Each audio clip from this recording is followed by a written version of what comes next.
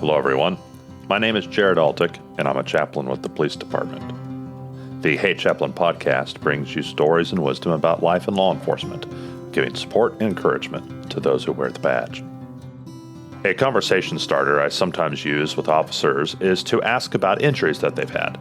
Lots of officers have had various work and sports-related injuries, and some have been in serious car accidents. But that question led to the discovery of the extensive list of injuries and traumatic experiences in the line of duty belonging to my guest today, Captain Michael Howell. Michael is a retired captain from the Kansas City, Kansas Police Department and also a retired major from the National Guard. During his law enforcement career, he was put in a coma by a motorcycle accident, then had a nearly fatal electrocution. Then he experienced the death of his sergeant, and then he was involved in 2 shootings less than a month apart. Michael joins us today to share his story and talk about how an officer can overcome traumatic experiences and injuries at work. Listen for the advice that he gives to family members about how to help an officer who's gone through something traumatic. And you definitely don't want to miss his firsthand account of a deadly confrontation with a potential mass shooter in a Costco store. Today's episode contains limited descriptions of injuries and traumatic experiences. Listener discretion is advised. Here's Michael Howell. Michael, I'm glad to have you here today. Thanks. So you've got, almost a decade of military under your belt before you went into law enforcement. Pretty close. So 86 to 95, something like that. 9 years, yeah. Yeah, okay. And so you get into law enforcement, and of course, most people in law enforcement go directly into patrol. What kind of jobs did you do over the years? I started off in patrol, working downtown midnights. Okay. Shortly after that, I found an opportunity to apply for the DUI officer's position. Okay.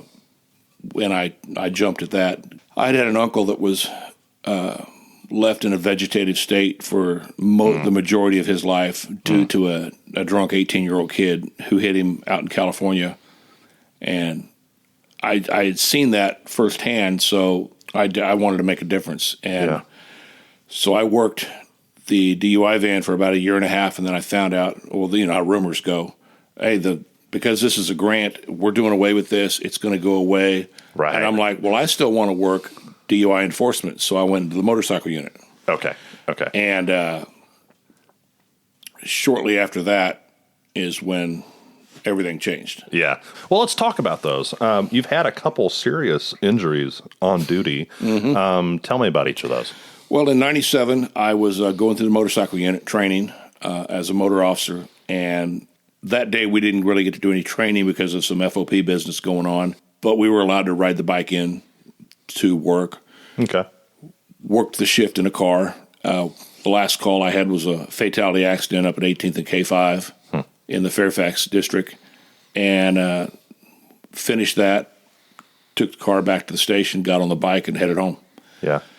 At 3:12 in the afternoon, I realized I was coming into the school zone there in front of Schlegel High School, there at 59th and Parallel, and I remember downshifting a gear and woke up in my mind 15 days later. Wow. 2 weeks is gone. Wow. What happened to you in that time? There was a kid that was From From what I understand from the accident report and from the officers that responded to my accident, the driver was driving, laid back in his seat.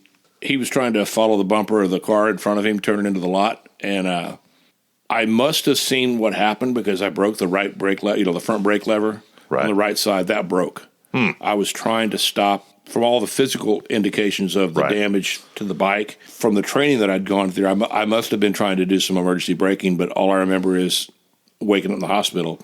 My bike hit the right front corner of his car as he was turning and launched me about 75 feet through the air. Did you have a helmet in those days? I had my helmet on. I had my bulletproof vest on. Okay. But it messed me up pretty good. What kind of injuries? I had a brain bleed, which was the most significant injury. I had road rash all over. Sure. My left lung was pretty well full of fluid. Yeah. I think I broke the first 2 fingers on my right hand, and there were some other injuries. And I was really combative because of the brain bleed. Yeah. And they life flighted me to KU Med Center on the 10th of September. And so you woke up, essentially, I mean, your memory of it restarts like 15 days later, and you had, pretty lengthy rehabilitation, right? Yeah, I was in a coma 3 to 5 days. Okay. Spent the first, then I spent the next time going through KU's rehab, but I left KU 15 days later. Yeah. The wreck was on the 10th. I left on the 25th. Okay. And went home. Okay. And then from that point, I think it was 45 days of additional rehabilitation at the Rehab Institute in Kansas City, Missouri, which it was the sales program. It was specifically for brain injuries. Now, something that's frustrating, I know, to a lot of cops. I've talked to a lot of them after they've been injured, all sorts of different injuries, sports injuries, car accidents, you name it. And the downtime before they can go back to their normal duties is a really frustrating time. Very. And so you had 45 days. I mean, were you at some point during that time, were you going back on duty, or was it after? No. It was all after. The wreck happened on the 10th of September. I didn't go back to work, I think, until like the first week of December. Ooh. And then it was light duty to a desk. Yeah. At Working the a call traffic desk division or something. Because I had to learn how to add, subtract. I could do it all in my head, but I couldn't make the pencil or the pen write the answer on the paper. Right. I had no grip strength. My spatial recognition, and I could aim toward a door, and instead of walking toward the door at 12 o'clock, I'd walk into the wall at 2:30. Right. I had no sense of balance. That would make one think they were safe to walk, let alone drive. Right. And then how long a period did that start to come back? That was, it's been a long time. It was December until... You said it was December before you got back on active duty. December, basically. I was light duty, and I think that was 5 or 6 months working with Officer Nelson. And then I was assigned to a field training period for 2 weeks with another motorcycle officer. Right. And then I was released on my own. Did you have any anxiety about getting back on the motorcycle? Oh, I tried to get back on the bike the following April. Okay. But my clavicle was one of those other injuries I talked about. It wasn't broke, but it was kind of twisted and distended. Yeah. And I just could not. I couldn't pass the base. I couldn't get the bike to do what I needed it to do. Sure. So I didn't pass, and so I went to a traffic car, and that was one of the first traumatic events I had following that. And we haven't had a chance to talk about this one yet. But my first night by myself, I rolled up on an accident, car on fire, car smoking. Right there at 59th and Parallel, right around the corner from where I had my motorcycle wreck, and I thought, this isn't gonna be good, because I could see the fire and the smoke, right. But it was dark. Right. So it was primarily smoke. Right. And I rolled up on the scene, and there was a young man that had been ejected from the car. Yeah. And as I got up to him, I checked his pulse, and it was very, very thready and weak. Yeah. And he looked at me like, I need help. Help me. And I went to go try and make sure he was positioned safer to where he wouldn't be hit by a car or something, and he died. And later on, before I left the scene, I asked at that time it was the massed ambulance service. Right. They came up and they said he wouldn't have made it anyway, because his injuries were so severe from being hit by a truck after he was ejected that there was nothing they could do. Yeah, but still, having been through a traumatic event yourself, I mean, it affects you on a different level. Well, this one kind of set me back because it was the second time since my wreck I'd seen a dead person. Right. The first time was in June of the year after my wreck. Right. Sergeant Aston was one of my sergeants, my patrol sergeants out in West Patrol. He was killed by a driver, by a guy driving a stolen car. Yeah. So I was with him at KU. I was one of the last people to be allowed into the emergency room where his body was. Yeah. And I got to, I stood there for a few minutes wondering, why. The biggest challenge I had was, why was Rick killed and not me? Yeah. Yeah. Why am I any different than him? Why did I get to be alive that day on my birthday at the KU as I stood by Rick's body? Yeah. And why did he die? Yeah. What did he do something wrong? Did I do something wrong? Yeah, it's that basic survivor guilt. That was the beginning of my mental challenges that I started going through. Sure.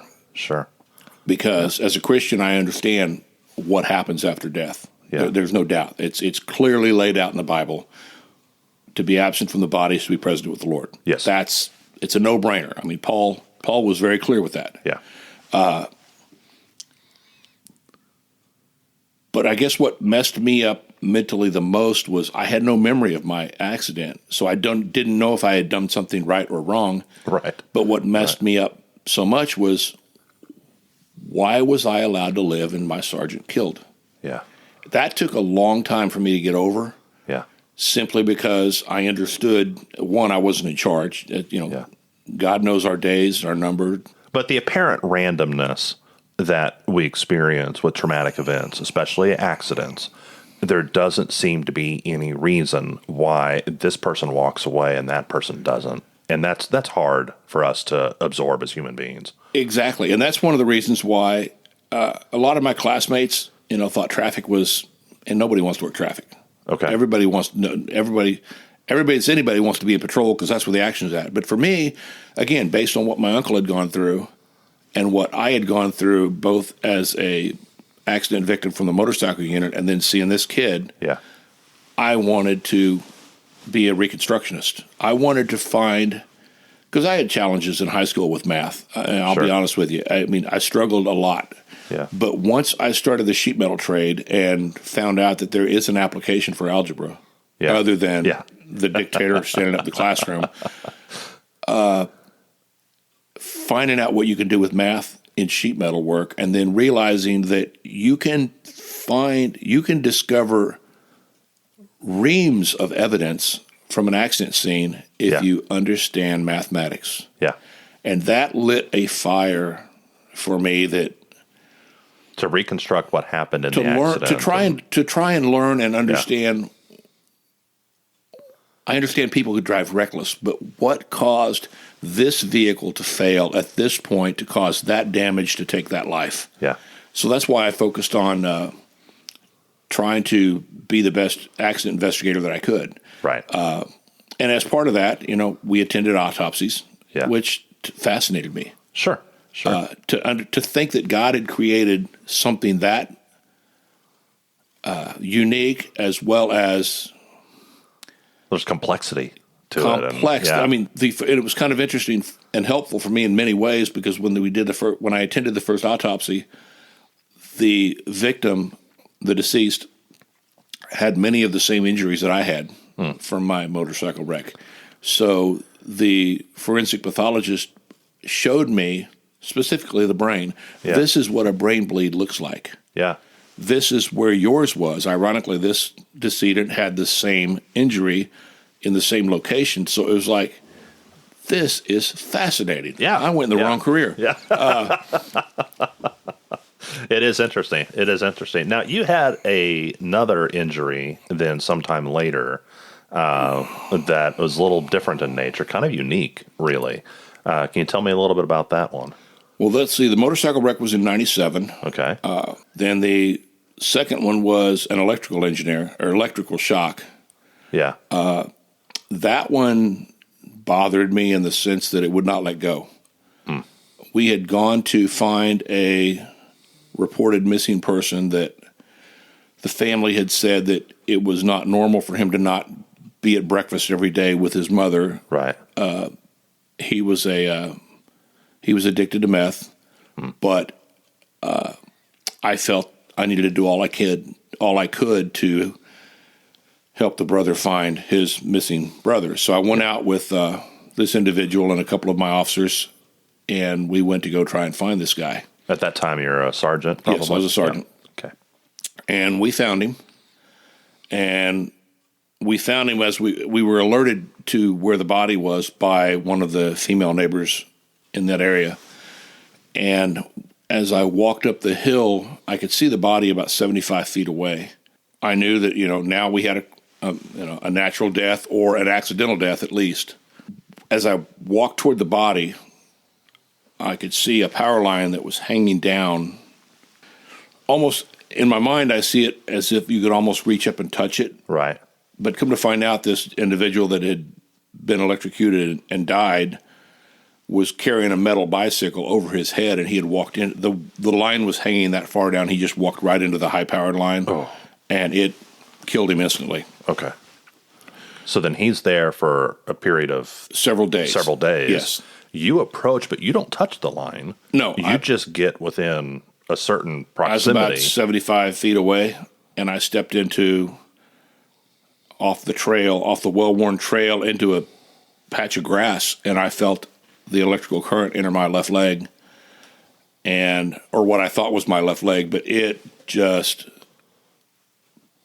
terrified me because having worked with electricity before, I knew what was happening, and I fully expected to have my life end right then. You could feel the electricity going through you. Oh yeah, and you thought this is it. I could hear it snap, crackling, and popping, just like a police taser. Yeah, and we've all been tased. Yeah, that's only 5 seconds. This was a good 28 seconds because I counted as I look off in the clouds. Yeah. I'm expecting, okay, this is it, and I'm counting 1,001, 1,002. I get to 28, and I fall. I feel like I'm falling to the ground, and I'm like, okay, I'm dead. I'm being helped up by my two officers, and the next thing I know, my cell phone's in my hand. I have no idea where it came from, but I'm like, I guess I'm not dead. But you told me this story before. Your shirt was smoking. Well, I didn't know that at the time. I call my wife and say, honey, I need you to meet me at KU. I just got hit with some electricity, and I got to go. Yeah. And I said, I'll call you when I get there, but I'm okay. I just got a bad electrical shock. So I walked down to the end of the hill, and the fire captain, who ironically his wife was my trauma room nurse when I had my motorcycle wreck, was down there, and he starts patting my shoulder, and I'm like, what's up? And he's like, dude, your shirt's on fire. And I look over to my left shoulder, and the back of my shirt is smoking, and you can see the little black circles start to spread out. There was about 27 different holes where it was smoldering. Yeah, where the electricity had either entered or exited. Yeah, so from what they're saying is it entered my body on the left. It stayed on the left side. That's why it didn't kill me. It went from, which is ironic because I stepped into the circuit or the electrical field, but the smoldering pieces were in my shirt, but I had a burn mark at the top of the calf muscle on my left leg. So that's either where it went in or went out. Right. Wow. But now what kind of, you had burns, okay? Mm-hmm. So what kind of effects? Electricity, being electrocuted kind of implies that someone died, but when you've been shocked, that leaves some strange injuries and side effects. I didn't know that. I didn't know that at the time. So tell me about your experience. What happened? I went to recovering KU from this. I went to the burn unit. They kept me overnight. And I didn't know that when you get an electrical injury like this, it shuts your kidneys down. And before they can release you, you have to prove to the medical staff that you can urinate. Really? Because if you can't, that's an outward sign that you've got permanent damage to your kidneys. Right. So aside from the whatever medicine they gave me, charcoal-based whatever, plus all the fluids, I had to. This was the one time you go to the hospital, they will not put a catheter in. This was drink and pee. Right. And so they kept me overnight, and finally about 10:30 that morning, I was finally able to consistently pee in enough sequence of more than one time. Right. That they agreed that I could go home. Okay. But that's probably not the end of it then. No. That was June of 13. Right. In August, I felt like I was having a heart attack. first time I went to urgent care. The second time I went to Providence. And at Providence, they gave me 2 nitroglycerin tablets. Mm-hmm. They said your troponin level's elevated. It's like 5 or 6. And I don't know what the range is, but they said mine was like 5 or 6. Right. They gave me 2 nitroglycerin tablets. It felt like somebody flushed a toilet, and I felt fine. They sent me home. Right. They said, we don't know. You need to go see a specialist. So I go to a specialist, have to do a stress test, the whole 9 yards. That they put a person suspected of heart problems or heart damage through. I aced all of those. They're like, we don't know why you're here. I said, okay, go back to work. Fast forward to the next time. This is August or September of that same year. I'm on my way home in uniform, and I'm like, this isn't good. So now I go to urgent care. I'm like, look, can you give me an EKG? Yeah. They're like, there's no problem. Your troponin level's 0. But you need to go. You don't need an ambulance. You're not having a heart attack. But you need to go to KU. Yeah. Because KU will give you a better answer than what we can. So my wife and I drive to KU, and I go in there, and there's no room in the inn, so they put me in a hallway. And I lay there on a gurney for 5 hours because with this form of test that they have to do, they have to watch you and observe symptoms and do blood work and everything for a period of 7 hours to determine from onset of injury or onset of symptoms that you have to the end of 7 hours, where are you at? And the young resident that came out said, you've got permanent muscle damage. It's not damage to your heart. Your heart's healthy, very healthy. You incurred muscle damage of some sort somewhere in your body. And so when you feel this, that's just that muscle damage talking. Right. He said, we can give you medicine for it, but it will mask. But since the symptoms are identical to what a true heart attack feels like, you eventually, if you did ever have a heart attack, you'd never know it. You'd die. Right. I said, I don't need the medicine then. Yeah. And so I just left. Yeah. And that was, like I said, September of 2013. How much effect did that have on you going back to work as an officer? I mean, none. Okay. So you just, because I knew that whatever kind of pains you had, you just knew, okay, this is something that's just a side effect of the electric shock. And again, I'm not in charge of my days. Yeah.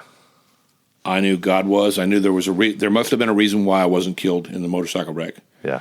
There must have been a reason why the electricity didn't take me. Right.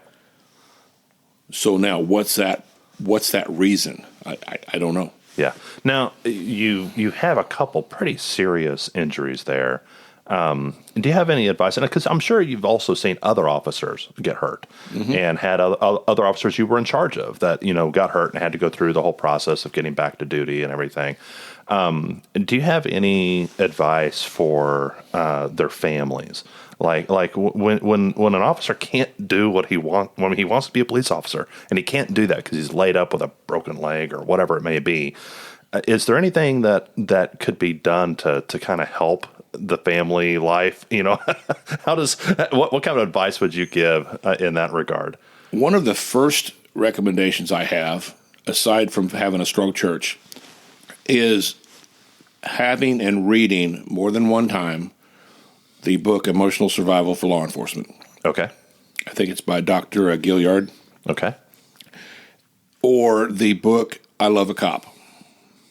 And from a spouse's and family's perspective, they need to understand that your officer is seeing things and participating in the defense of or responding to the trauma of a situation or a scene that most people will never, ever in their life walk through or witness. When your officer does encounter that, this book is priceless.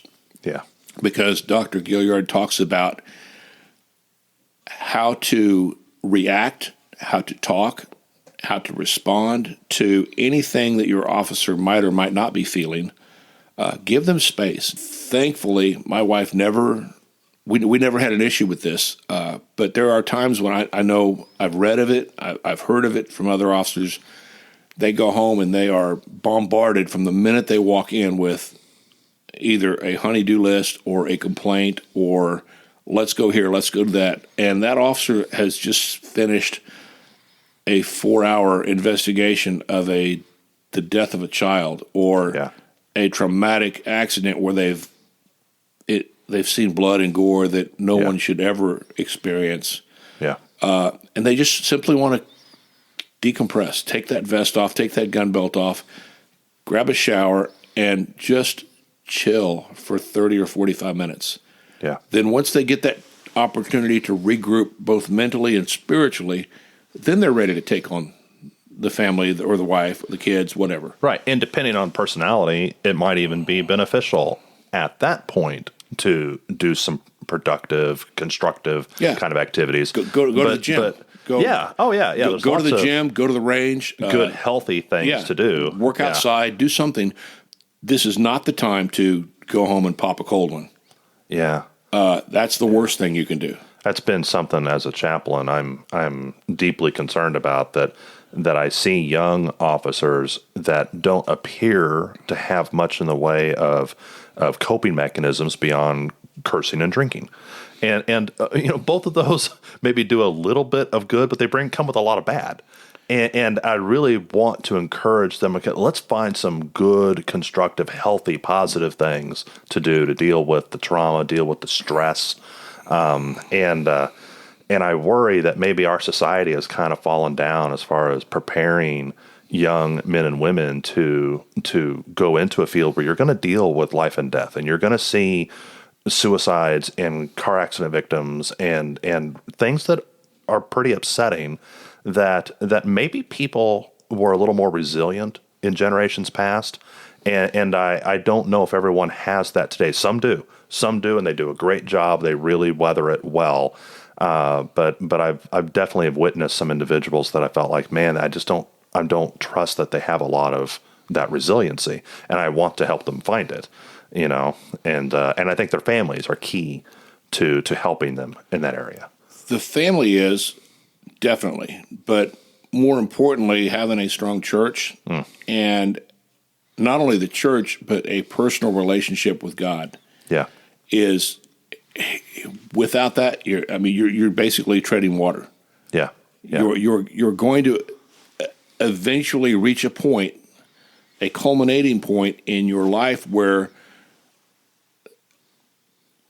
you can't put any more stress into the structure without something breaking. Yeah. And when it breaks, if you don't have that foundation to fall back on or to lean on or depend on, it's going to be traumatic. Yeah. Well, and having that background in church and that kind of thing gives you a way of understanding the world. And in church, we talk quite a bit, because the Bible does. We talk quite a bit about good and evil. We don't pretend like everybody's good.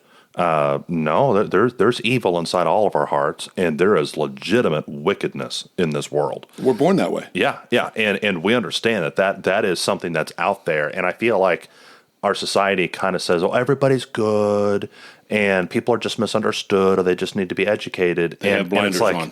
Yeah, it's like, man, if you go out into the real world and encounter legitimate evil, where some evil person is hurting a child or something like that, and there's no misunderstanding, it is just wickedness, that might rattle you. And that's kind of what I was referencing, that I worry maybe there's not a lot of resources, because a lot of young adults today have no church background. They were not raised in church and left.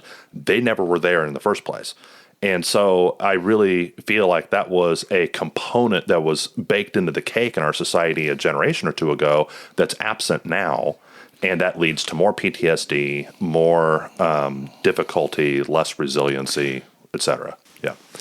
Let me ask, you had not only your injuries, but in 2017, you were involved in 2 shootings in less than 3 weeks. Yes. A lot of officers would go their entire career and not be in a shooting. I know the first shooting probably can't talk about a lot of details, but can you give me kind of a rundown of what happened in each of those? I had come into work early because I was going to a recruiting seminar with the military the following morning, so I flexed my hours a little bit so I'd compensate for being gone that day. And we got the word that there were some people of interest that we were trying to stop based on their criminal activity. It was alleged that they were suspects in a homicide. So when we were alerted that they were moving, we tried to stop them. They attacked one of our officers and started shooting at his vehicle, and we were all kind of there. So we returned fire. No one died, but that was my first on-duty shooting. Yeah.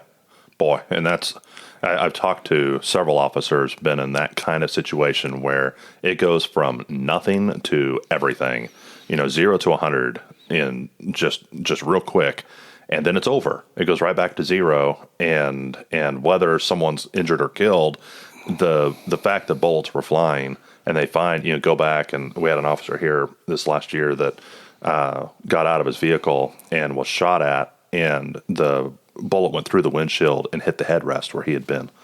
And if he had got out of his vehicle a little slower, would have hit him. Exactly. And it's that kind of... but that's the nature of police work. Yes. 99 or 95% boredom, paperwork, basic patrolling, and 5 minutes or 5% of total chaos under attack.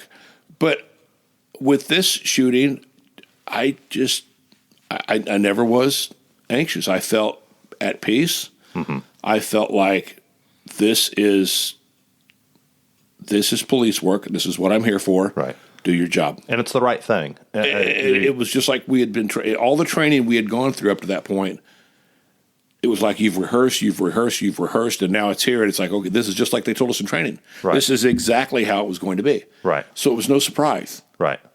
Well, it's clean in the sense that the police officers are not going to try to shoot these people. No, that it's wasn't the last the intention. Shooting someone is the last thing a police officer wants to do. Yeah. All we want is for people to obey the law. Yeah. Comply. Yeah. But you had an officer attacked, and so the other officers responded, including yourself. Defended him. You respond, right? Yeah, we defended him as well as ourselves. Yeah. That just, I called my wife once the situation stabilized, and I said, hey, I didn't know she was asleep at the time. I just said, hey, I've been involved in officer-involved shooting. I'll be home later. I'm okay. Right. We hung up. She went back to sleep. Yeah. I got home a few hours later. We talked about it for a few minutes. We both went to sleep. Yeah. Yeah. That's interesting. There's always a lot of investigation. If a police officer discharges his firearm, there's a significant paperwork that follows. And so sometimes families maybe don't quite understand that aspect of it, that there's going to be a lot of investigation. I mean, there's a large burden on law enforcement to dot all the I's and cross all the T's, and for very important reasons. Right. We want to be accountable to the public, that kind of thing. And sometimes I think I've seen family members that get really defensive because they think that their loved one's being accused of something. And again, this goes back to the book I Love a Cop and the book Emotional Survival for Law Enforcement, because both authors take the family through the various stages of an officer-involved shooting investigation. Right. What to expect, what not to expect. Expect this when your officer comes home. My wife and I had been through that. We had read the book together, I had explained parts of the book to her, so she wasn't worried. Yeah, that's awesome. And her statement was, I wasn't worried about you being involved in a shooting at work because you have your equipment, you have your training, and you have your partners. Yeah. You're a team. Yeah. Yeah, that's excellent. So then just less than 3 weeks later, you're off duty, and you have another interesting encounter, and you can probably tell me a little bit more about that. So what happened? Well, a friend of mine had asked me to help him unload a very heavy fireplace that he had bought, an electrical fireplace. He had bought at Costco the day before, or that day and on Saturday. And so I went over there and limping and gimping, helped him get it on out of his truck and into this house. And I took one look at it, and I'm like, this is nice. Yeah, yeah. And it was completely heating the whole basement part of his house. So I thought, well, my wife and I, we don't have a fireplace. So I could afford this. So my friend talked me into going out to Costco with him. We went in the store, and it was packed. This was the Sunday after Black Friday that year. Okay. So you can imagine how packed the stores were on that Christmas Sunday. shoppers. Oh, yeah, exactly. Yeah. And this was about 10:56. Okay. Right before 11, we got there. They opened right at 10. There were probably several thousand people in the store by that time. And the aisles were full. So we grabbed a cart, pushed it all the way down there. Had a couple of employees help us load it on because, again, my knee was messed up. Yeah. It really hurt to walk on it, let alone put a heavy load on it. My friend started pushing the cart, and I was walking in front of the cart, kind of clearing the people out of the way, let them know we were coming so we could make it up to the checkout. And as we were making our way to the checkout line, somebody screamed, and then everybody started running past me. And at first I'm thinking, I don't hear a fire alarm. Right. What's going on? And I couldn't. Mark looked at me, and we looked at one another, and we're like, what in the world? And I tried to stop a dozen people, and everybody kept running by me. And finally, I physically put my hands on a young man and pulled him into the aisle. And I said, I'm a police officer. What's going on? He goes, there's a guy up front. He's shooting people. I think we got an active shooter. And I'm like, okay. So tell me the problem. And he goes, well, he's up there. And then he made it past me and took off. So I gave my keys to Mark, told him to get out of the building, call 911, tell him what agency I worked with, tell him what my name was, and give them a detailed description of what I was wearing. That was very critical. Right. And he did. And everybody's flooding to the back of the store and getting out the back of the store. Well, they're going out all different doors as they run away from the suspect. I stepped back out into the main aisle, and I see one of the managers. He's about a good 150 yards away, 150 feet, I mean, waving me. And somehow my badge is in my hand, and I'm like, look, I'm a cop. What's the problem? And he said, we got a guy over there. Looks like he's an older white male wearing a camo jacket and khaki colored pants, and he's got a long gun, and he's telling people he's here to kill them. Yeah. And I'm like, I've got this. Go. So the manager fled with the rest of the employees, and as I'm sure you've seen it on the video clip, I make my way. I see this. I make eye contact, or I don't see him, and he and I don't make eye contact, I don't think. But I see him, and I hear him yelling, I'm an off-duty U.S. Marshal. I'm here to kill people. Yeah. I'm like, no, you're not. That's not what marshals do. No. One, I knew we don't have any marshals, U.S. Marshals, that look like this guy did. Right. So I maneuver as best I can with my messed up knee to get behind him, because I'm thinking, if I've got to fight this guy, the advantage is going to go to me, not him. Yeah. And I'm dumping multiple courses of action reaction drills through my brain, thousands of them at a time. Yeah. Almost feels like they're all going at the same time. Do I shoot here? Do I shoot here? Do I do this? Do I that? At that point, he gets to the far end of the aisle, and he turns left, going west, as he's following the people, as he pushes a grocery cart. Well, this time I can see he's got a pistol with about a 12 or 14-inch barrel. Because at the time I'm thinking he's got a rifle. The manager said long gun, and I'm thinking... It's like a long-barreled revolver. Long barrel. But he said long gun, so I'm thinking this is a rifle. So I remember grabbing my shirt, my blue polo shirt that I had on that day. Mike, this is going to hurt. You're probably going to get shot, but you're not going to die. It's only a bullet wound. You're not going to let this guy win. I talked to myself the whole time. I was tracking this guy through the store. Yeah.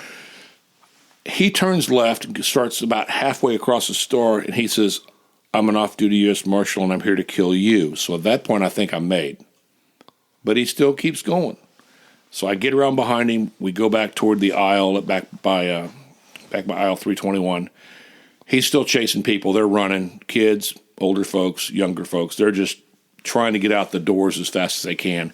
And I'm thinking, okay, he's trying to get back to this back corner of the store to where he can just start taking pot shots at people. Yeah, the video I've seen, everyone flees the majority of people seem like they're fleeing to the back of the store, and he seems pretty methodically just moving back. Yep. But then in the video, we can see you moving up kind of through the middle of the store, moving from aisle to aisle, kind of stalking him. Well, I was trying to use the displays as concealment, so he couldn't right. see me approaching him. And once he got, because what you see on the video was only one quarter of the video screens. Yeah. There were people flowing out. I've got another video shot of the cameras that are going toward the automotive section, and there were hundreds and hundreds of people running out that way. Why he didn't turn that way, I don't know. Yeah. But he continued on, and he said, one more time, I'm an off-duty U.S. Marshal, and I'm here to kill people. So I got behind him. I knew that, one, I was responsible for every round that I was going to lose, let go in my defense. I wanted to make sure I had a strong backstop, which I was hoping would be a concrete wall, which turned out that it was. I wanted there to be no one in the aisle other than him and I. Yeah. And so once he passed the aisle and crossed into a long area, which was where they had dog food and cat food and stuff, I identified myself as a police officer, told him to drop the gun and don't move. And when I said it the second time, he turned around and pointed his gun at me, and I fired. Yeah. Yeah. You had your duty weapon on you that day. You're wearing civilian clothes. But you went to Costco on your day off with your weapon. That's normal. I think I've heard you say before, you don't leave the bedroom without without a gun on you. I made a promise to myself and my wife that if once I put the badge on, I would never be unarmed. Yeah. On or off duty, unless it was like a federal building where you're not allowed. Right. Yeah, there's restrictions in some places. In accordance with the law, I would always be armed. Yeah. Well, I am glad you were there that day. That man was deranged. He said he wanted to kill people. If you had not been there, I mean, there were other people who might have been, carrying concealed, but there were, but they didn't react. They didn't jump in like you did. Yeah. So after it happened, I called her and got permission from the responding officers to, let me call my wife and give her a heads up. I said, hey, there's been an incident out at Costco. I had to shoot and kill this guy that came in trying to kill people. And that bothered her. And I'm thinking, I just called you 2 weeks ago and you said, everything. Yeah, she said, you weren't bothered when you were on duty. You were by yourself, no radio, no vest, no backup, no partners. Yeah. Yeah, you were more out on a limb. What were you thinking? And I said, I had a job to do. Yeah. But it was weird. The just like I said with the first shooting, when I was alerted by the manager and I really, truly understood what was going on, it was like a warm oil was poured over my You had my a peace. back. You had a peace I was about completely at peace. I knew, and I'm not meaning to sound facetious or overbearing or anything like that. My thought was, you've trained for 24 years for such an event. Yeah. Now's the time. Yeah. You have got to stop this guy before he kills or injures someone. Yeah. Yeah. You've made a commitment in your heart that you are going to go toward the danger for the sake of innocent people. Yeah. That's what a law enforcement officer does. Regardless of the outcome. Right. Like I said, I'm glad that you were there that day. I think if you ask a simple chaplain, why did you survive the electrocution? Why did you survive the motorcycle accident? It's for things like this, and maybe not exclusively this, but I think it's things like this that how many lives might have been taken. I mean, he was carrying enough ammunition to hurt 12.5 people. That could have happened if not for a good guy intervening. And you did. And I appreciate that as someone who lives here. I appreciate it.